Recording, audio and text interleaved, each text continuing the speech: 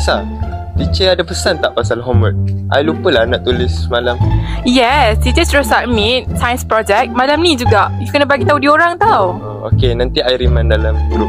Lagi satu, teacher kata esok kita ada quiz. Serius lah? Yes. I think ramai yang tak ready. That's why you kena bagi tahu diorang, Faris. Oh, okay. Sure.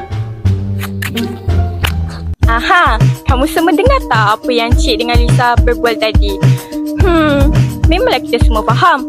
Tapi kalau kita guna satu bahasa saja, komunikasi yang kita berbual tu akan jadi lebih mudah difahami. Contoh ayat Alisa tadi, science project kena submit malam ni juga. Ish, salah tu. Patutnya tugasan sains kena hantar malam ni juga.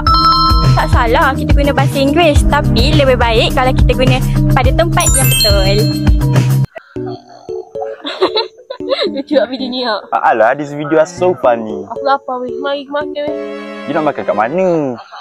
Oh lah, budak Kelantan tu, duduk kecil gitu pelik bunyi. Sorry sikit, I ada mesej UK lah.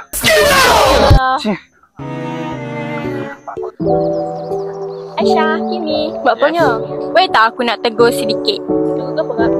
Tadi masa kamu berdua berbual, aku dengar banyak sangat kamu berdua guna bahasa selangar dan pencapaian kod. Ya ke? Tak aku tak perasan apa? I think semua orang faham je.